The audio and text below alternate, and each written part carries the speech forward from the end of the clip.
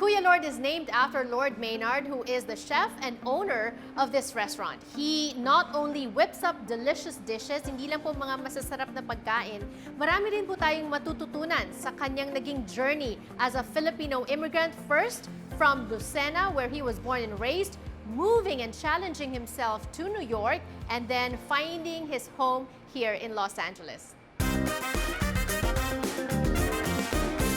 So would you say your passion is cooking, or your passion is food, or your passion is business? My passion is eating. I just love to eat.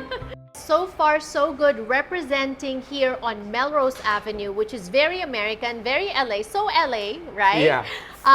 But this is a Filipino restaurant. You know, that's what our show is about. It's about immigration and representation. Yes. And I feel like you're perfect for it because you're also an immigrant yourself. Yes. You moved here, first to the US in New York. Yes. When you were in your 20s. 24. Wow. That was back in 2004. Ah, okay. Yeah. So, you were born and raised in the Philippines. Yes. Pareho tayo. I was medyo 20, around that age na rin when I moved here. Bakit ka nag-move? I have like a happy-go-lucky life back home. And, you know, growing up as a teenager, like, I helped my parents to work in our business, but still, like, it's not really a serious job. And back then... Because you were the COO, the child of owner. Yes, exactly. Kasama na rin doon, syempre, maraming influence and, you know. Bulakbol. Yeah, maraming bulakbol lagi, every day. And then one time, you know, I got tired of my lifestyle and then I want change. I went here for like at least a year. I stayed here and I like staying in America because tahimik. It is a quiet life for me. And then, you know, like if I work somewhere like McDonald's, no one's like, walang papansin sa akin because no one knows me here. And you were also looking for a challenge in a way, no? Because you said it was very comfortable in the Philippines for Yes. you in Lucena, Yeah. right? And you moved to New York. So what was it like from Lucena to New York? Definitely, it's a big change from Lucena going to New York. It's a big city.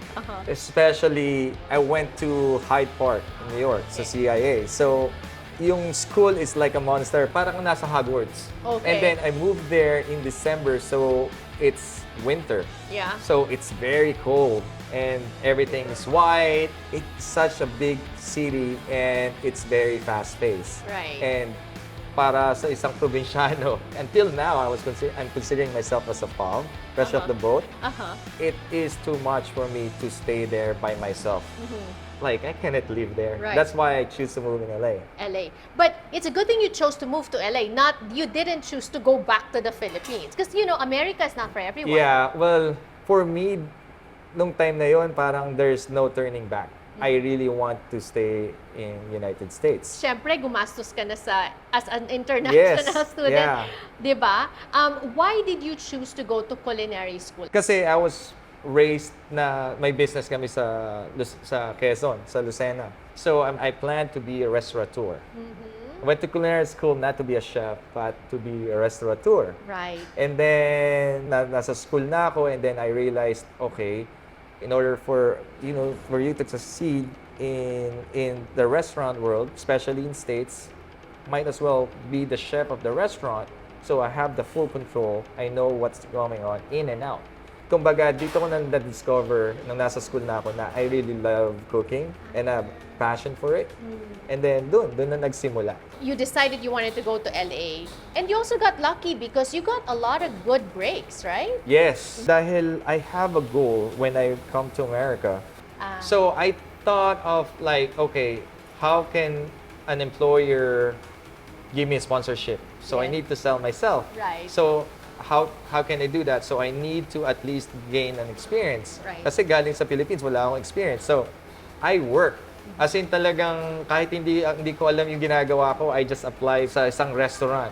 So just to have an experience. So like when I moved to LA, at least meron naman akong kaunting, you know, aside from, you know, like natutunan ko sa school, at least meron na akong diskarte. You raised a very important point, and a lot of immigrants struggle with that. myself included, yung finding a sponsor. Yes. Kasi here in the States, in order to stay legally, you have to be able to get a work sponsor to sponsor you, Yeah. right? And before you can do that, you also have to have one very important thing, which is local work experience. Yes. Which is what you got in New York. Yes. So pagdating sa LA, you were kind of equipped, right? Yeah. And that's one thing that immigrants also struggle with, yung work experience. What would you advise to those people? Well, first of all, you need to be at least some kind of legal to work. To work. Pero syempre, sinasabi ko nga, pumunta ka na sa States, right? It's nakipagsapalaran ka na. So, dumiskarte ka na. So, do whatever it takes in order for you to, to survive. Right. So, don't be scared. Yes. Whatever like work experience, it is still an experience. Right. I also hear that starting a business, let alone a restaurant, is difficult. Very difficult. What would be your advice to those who want to start? Don't do it. And don't do it unless you have a good concept, number one. Number two, that you know what you're doing. At least you know how to run a business. Right. Kasi, yeah. So it's going to be, speaking of concept, this is a great concept. I cannot wait to have Filipino Noche Buena here in America, which is what Kuya Lord is offering. Okay, when we return on the show, he's going to show us a full feast that you can also bring home with you on Christmas Eve. Imagine, I haven't had Christmas in the Philippines since 2000. Wow. Medyo matagal na. So nakakamiss. Yes. Nakakamiss yung, ikaw, ano bang namimiss mo? Lechong ulo. Oo. So usually it's either Christmas or New Year's Eve. Yeah. Lagi kaming may lechon. Right. Yeah. But at least here, because of Kuya Lord, we can have Lucena chon. And that's when we return on the show. Don't go away.